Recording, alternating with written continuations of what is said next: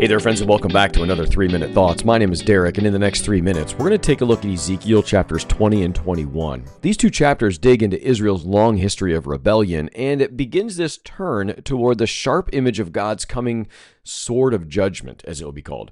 These chapters are pretty heavy because they remind the exiles that their suffering is not random, but rather their suffering is a result of generations of disobedience. Let's look at chapter 20. The elders of Israel come to Ezekiel to inquire of the Lord, but God refuses to give them easy answers. Instead, he delivers a very historical review of Israel's unfaithfulness.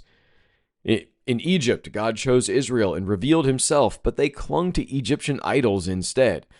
In the wilderness, despite his care, Israel rebelled, profaned the Sabbath, and longed for Egypt, right when God was providing all the food and all the nourishment they needed to get through.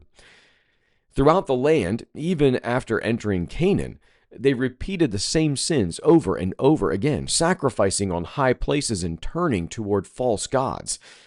There's a key verse here, a pivot verse in verse 22. It says, "But I acted for the sake of my name, that it should not be profaned in the sight of the nations." The whole idea here is that God was continuously merciful and gracious, and he continued to look out for Israel even when they turned their backs on him. It's because he cares about the way the world sees his name, because he knows salvation comes through his name alone. Hope is woven into judgment throughout this chapter. Though scattered, God promises to gather his people again, bring them to his holy mountain, and accept their worship once again. Israel's repeated sin is contrasted with God's persistent faithfulness.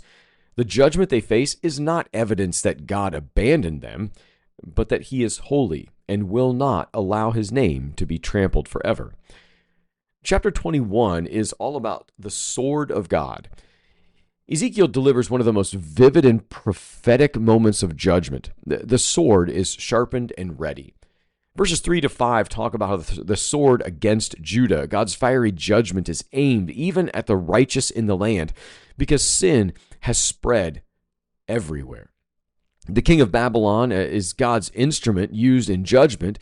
Ezekiel describes here how Nebuchadnezzar, using divination at a crossroads, choosing Jerusalem as his target. Even pagan decisions are under God's sovereign control. The fall of the king is the next up in line in verses 26 and 27. It's a striking word. It says this, "Remove the turban and take off the crown. Ruin, ruin, ruin, I will make it." God's sword exposes sin and cuts through false hopes. But even in the midst, prophecy whispers toward Jesus, the one who will rightly wear the crown. Be well, friends.